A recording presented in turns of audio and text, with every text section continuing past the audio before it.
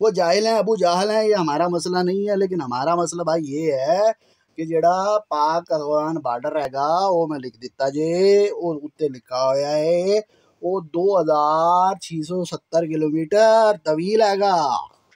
यानी तुसी की करना जे, तुसी अगर इधरू उबर या करीम ते बह के नियाजी अड्डे जाओ तो कराची चले जाओ तो कराची तो वापस लाहौर आ जाओ। इतना बड़ा बार्डर हैगा। यानी लाहौर तो कराची जाना तो फिर कराची तो वापस लाहौर आना। तकरीबन इतना बड़ा बार्डर हैगा, 2670 किलोमीटर। अब क्या है इस दे विच मेरा भाई जेड़ा अफगानिस्तान हैगा उसदे 12 सूबे आंदे ने। कुछ दे नाम है लिख देते हैं। केड़ा केड़ा है?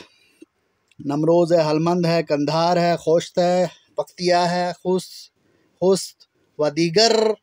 जबकि पाकिस्तान का बलोचिस्तान, खैबर पख्तूनख्वा, गिलगित बल्तिस्तान और कश्मीर, आज़ाद कश्मीर का इलाका शामिल है। अब क्या होता है जब इतना तवील बार्डर है तो ये एक नेचुरल चीज़ है कि बार्डर जहाँ जहाँ करीब होता है वहाँ पर एक दूसरे के रिश्तेदार मौजूद होते हैं, लोग आते जाते हैं, तिजारत होती है।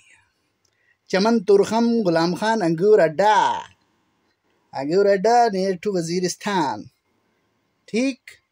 वहाँ से क्या है, हज़ारों की तादाद में लोगों की आमदोरफ्त है। लोग क्या करते हैं, रिश्तेदारियाँ हैं, अक्सर इलाज की गर्ज से आते हैं।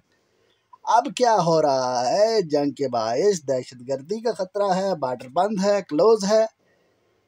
इलाज तो दूर की बात, कोई फौत भी हो जाए तो जनाजा आप इधर से उधर नहीं लेके जा सकते। इस वक्त दोनों तरफ की आवाम बहुत ज़्यादा परेशान है। और हम इस वक्त बारूद के ढेर पे बैठे। जितना खतरा पाकिस्तान को है इस जंग से, शायद किसी को। अल्लाह ताला हमारे मुल्क की हमेशा हिफाजत रखे, ठीक। इसके अलावा समाजी राब्तों के अलावा होता क्या है, पाकिस्तान से बहुत सारी अशिया हैं। नस्वार भी बताना है मैं, ठीक है, याद है, मुझको याद है, नस्वार भी बताएगा। पाकिस्तान से बहुत सारी अशिया हैं जिसके अंदर गंदम है, मुर्गी है, आटा है, दाल है, चावल है, नस्वार है और अंडा है और बहुत सारी चीज़ें ऐसी हैं जो पाकिस्तान से यहाँ से जाती हैं अफ़गानिस्तान, और कुछ चीज़ें अफ़गानिस्तान से भी यहाँ पर आती हैं। उनका फ़िलहाल नाम नहीं लूँगा। फ़िलहाल बात ये हो रही है कि पाकिस्तान को क्या नुकसान है कि तिजारत बंद है, तिजारत ना होने के बराबर रह गई और दीगर ममालिक इसका फ़ायदा उठा रहे हैं। फ़ायदा नस्वार वहाँ पर नहीं मिल रहा। एक बंदा है जिसने पत्थर पर रख दी, पत्थर पे पड़ी है, दागा नस्वार था, पत्थर पे रख के उसने तस्वीर खींचा। फिर उसके बाद उसने हमको ये तस्वीर भेजा है, हमने ले लिया उससे, और इसको देख लो कितनी हसरत से वो उसको देखा। नहीं मिल रही नस्वार, वहाँ पर नायाब हो गई। तो खैर हमने उसको बताया है, उसको वैसे पहले ही पता था। हमने कहा थोड़ा सा तंबाकू डालो, थोड़ा सा उसके अंदर सुआ डालो। सुआ क्या होती है? ऐश क्या होती है? राख डालो, चूना डालो, मिक्स करो, तैयार हो जाएगा। बिल्कुल एक नंबर बन्नू का नस्वार होगा, चेक कर लेना, खा लेना, एक नंबर होगा, एक नंबर। ये तरीका कार है। बहरहाल नस्वार का मसला तो खैर अपनी जगह पर, लेकिन बहुत सारे दूसरे मसाइल हैं जिन पर हमने रोशनी डालनी है। तिजारत पर असरात के बाद एक और जो ख़तरा है वो हमारे सामने है, जो इस वक्त मंडला रहा है, जो हुकूमत जिससे बाखबर है, वो ख़तरा है दहशतगर्दी का। ये आज से नहीं, बहुत अरसा से हमारे ख़िलाफ़ जो दहशतगर्दी है, ख़ास तौर पर बलूचिस्तान के साथ जो बहुत बड़ा बॉर्डर है, वहाँ पर इंडिया ऐसे नहीं, वहाँ पर अपने कौंसल खाने अफ़गानिस्तान में बनाता रहा। उनका काम क्या था ये अब उनको भी समझना चाहिए, ये मोदी को भी समझना चाहिए। हिंदुओं से हमें मसला नहीं है, लेकिन मोदी की सोच से हमें मसला है। उसको समझना चाहिए कि हमें मत छेड़े, हमें छेड़ेगा नुकसान इसका होगा। अब दहशतगर्दी का खतरा है, बॉर्डर के इस पार लोग आ सकते हैं। कोई ये भी हो सकता है कि साधारण लोगों को कोई गुमराह करे और कहे कि चलो जी आप इस जहाज में शामिल हो जाओ, यहाँ से उधर जाने की लोग कोशिश करें। तो ये एक बहुत बड़ा खतरा है। और इसके अंदर नुकसान किसका है? नुकसान है हमारी सिक्योरिटी फोर्सेस का। हमारी सिक्योरिटी फोर्सेस का बड़ा नुकसान है, हमारे जवानों का बड़ा नुकसान, उनके जानों का खतरा है, शहादतों में इजाफे का खतरा है। अब मुझे ये बताओ कि कौन सा खानदान है जिसके घर का, खानदान का कोई रिश्तेदार इस वक्त हमारी पाक फौज के अंदर मौजूद ना हो।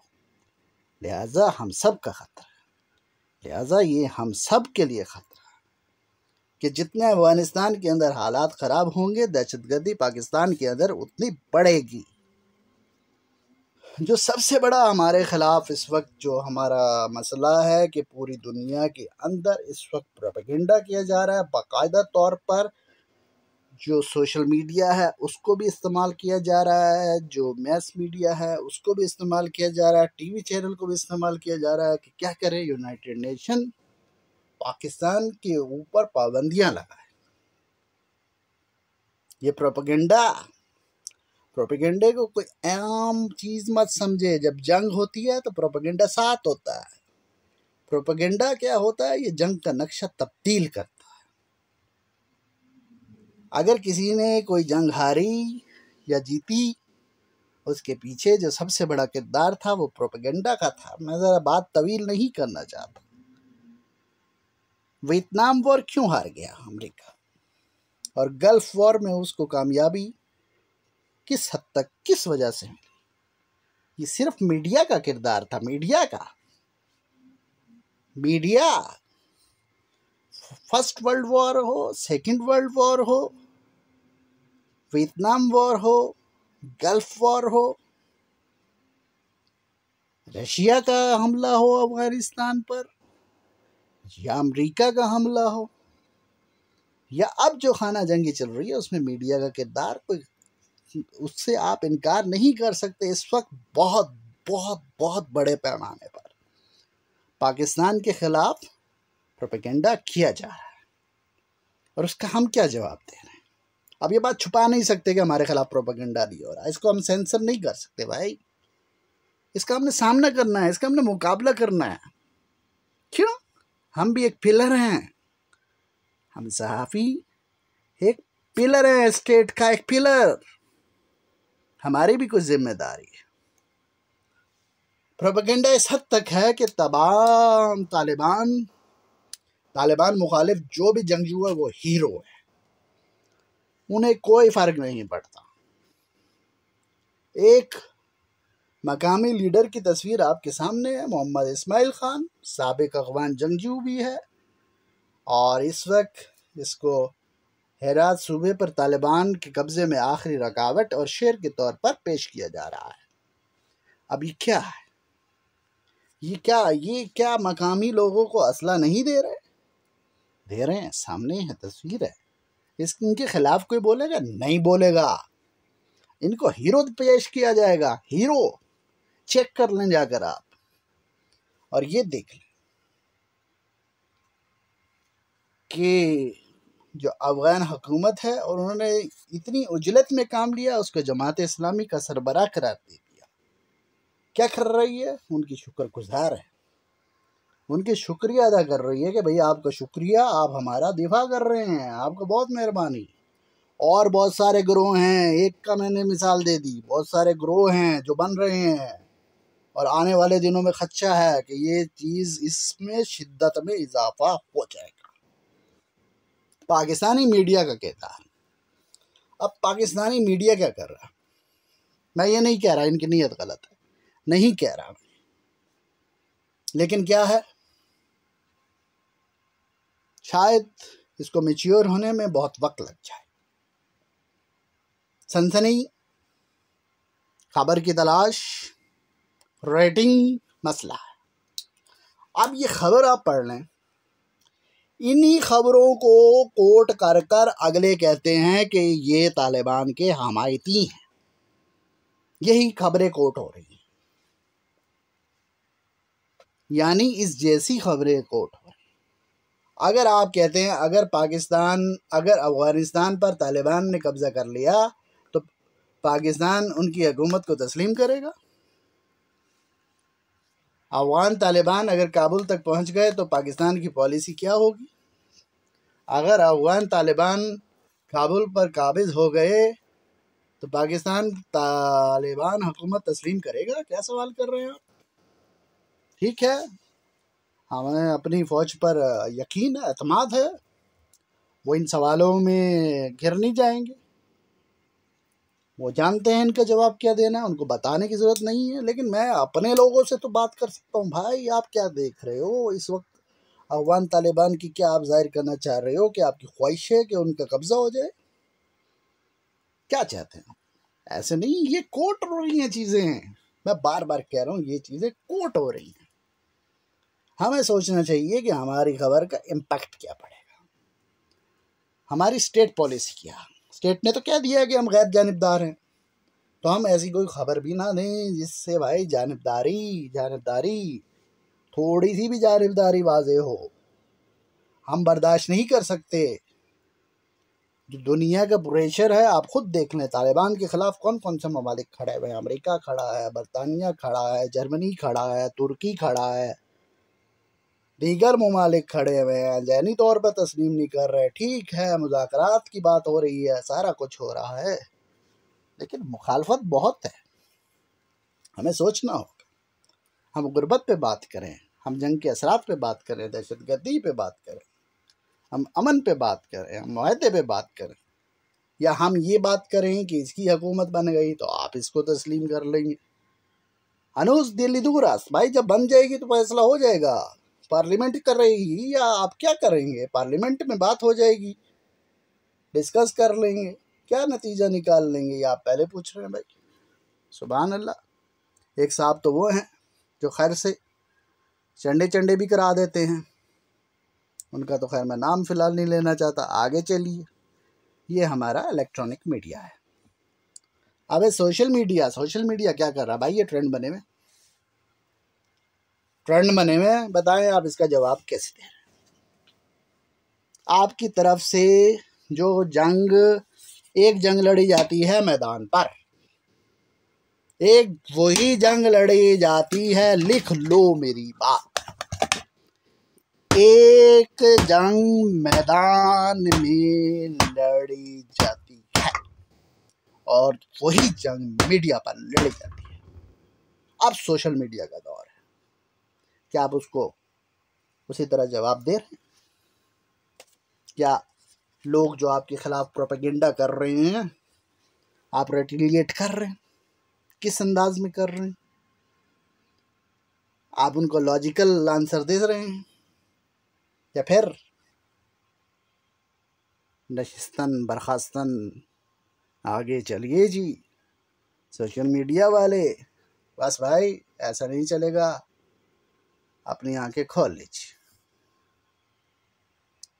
सोशल मीडिया पर प्रोपेगेंडा देख लिया, लेकिन उसके बावजूद पाकिस्तान क्या कर रहा है?